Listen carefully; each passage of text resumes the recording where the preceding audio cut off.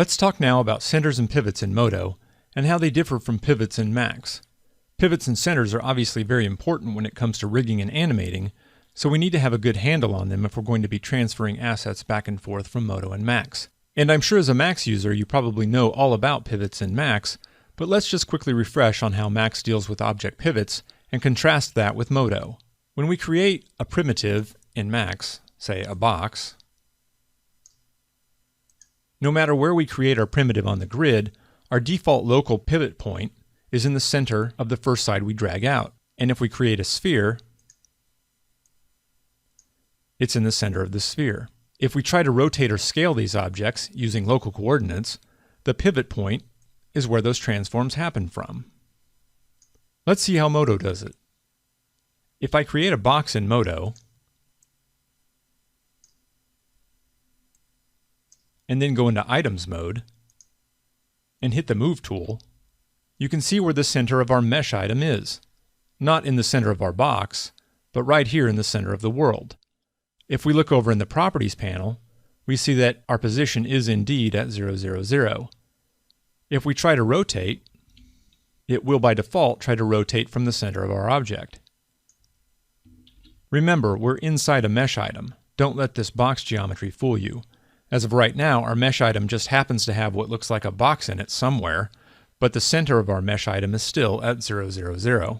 If you're in one of the other modes, such as Polygons mode, when you try to rotate, the gizmo will default to the center of your selection, but this rotation only affects your geometry inside your mesh item, not the mesh item itself. And remember that it's the mesh item that gets animated with transform, scale, and rotation keyframes. Let's switch back to Items mode. Another way to see where the center of our mesh item is at all times is to hit the O key to bring up the viewport options. Go to the Visibility tab, and then change Show Centers from None to Selected. Now we can always see where the center of our selected mesh item is.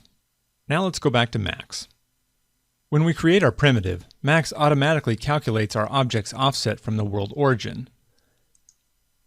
And if we turn on world coordinates, we can see that offset down here. So once our object is created, if we want to put our object in the center of the world at world coordinates 0, 0, 0, we just zero out the coordinates. And our geometry is in the center of the world. Let's jump back to MODO. We've created our box at some arbitrary position inside our mesh item container. And even though our mesh item says it's centered at 0, 0, 0, our box is obviously not centered in the world. So what if we want to center our box inside our mesh item container? There are actually two ways to do this. First, we can go into Polygons mode and select all the geometry we want to center, and then go to the Edit menu and go to Center Selected and choose All. And our selected geometry will be centered in our mesh item based on its bounding box coordinates. Now you can see that our item center is centered inside of our box. So with this approach, we moved our geometry within our mesh item container to be centered around our mesh item center. Okay, let's jump back over to Max. Max gives us a few different ways to alter the pivots of our objects, both permanently and temporarily. If we want to actually change where our pivot is in Max, we go into the Hierarchy panel, and we can choose Affect Pivot Only. I'll go into Local Coordinates mode, move my pivot, and now when we rotate or scale, we're doing it around our new pivot position. Doing this permanently alters our object's local pivot position. Similarly, back over in MODO, we can move the center of our mesh item itself. So I'm going to undo our last operation, so I have my offset box again. And the second way we can get our box centered in the world is to move the item center into the center of our geometry, just the opposite of what we did before. To transform an item center, you need to do two things. First, we need to switch into the center mode, either by pulling it down from here, or by pressing the 7 key. The second thing we need to do, and this used to mess me up all the time, is to actually select the center itself. Right now, even though we're in center mode, we don't have our center selected, and we can tell this by looking down here where it says No Centers. This means that no centers are selected. So I can just click on the little center icon, and now you see it says 1 center down here. Now I know I have my item center selected, and I can use any of the transform tools to manipulate the position of my center. Also, with the item center selected, we can go back to the Edit menu and select Center to Bounding Box and choose Center.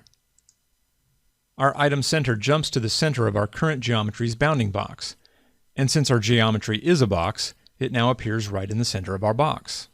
But now look at our item's position over here in the Properties panel. It used to be at 0, 0, 0, but now it's at this location. Remember, we actually moved the center of our mesh item in world coordinates, so it was centered inside of our geometry. So now, to center our box to the center of the world, we just need to reset our mesh item position,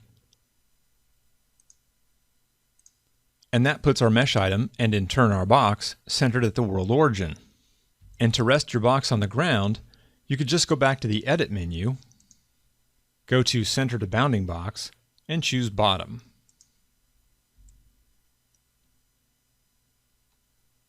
Then reset your mesh item position again.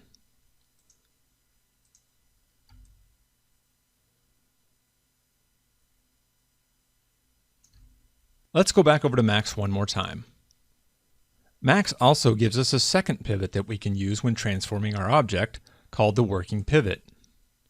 This lets us have an additional movable pivot without changing our default pivot. However, we can't animate the working pivot. Let's go back over to MODO to see something similar. Up till now, we've been looking at and manipulating the center of our mesh item, and the center is what we've been using for the location of all our rotation and scale transformations.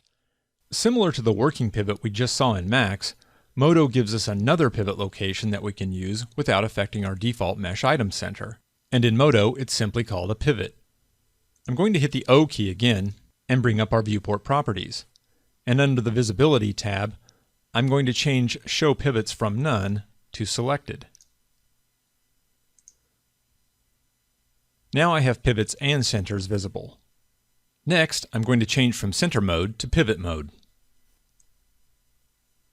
And right now I don't have the pivot selected, so down here it says No Pivots. So I'll select my pivot, and you can see that I now have one pivot selected down here. I can then use any of the transformation tools to manipulate the pivot. And you can see a very faint line gets drawn from our pivot to our center. If the pivot has been modified at all, the pivot location overrides and takes priority over the rotation and scale of our mesh item center. If we go back into Items mode and turn on the Rotate tool, you can see that now we're rotating around our pivot. And if we turn on Scale, the mesh gets scaled in and out from the pivot, not the center. You can also go into the Edit menu again and go down to Pivot to Bounding Box and tell MODO where we want our pivot based on the current geometry of the mesh item.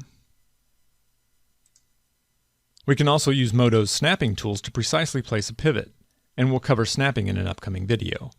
The really cool thing about pivots is that they can be animated, so you can use them to animate the point around which an object is rotating, which can be really handy.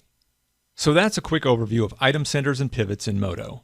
Next, we're going to cover MODO's powerful action centers.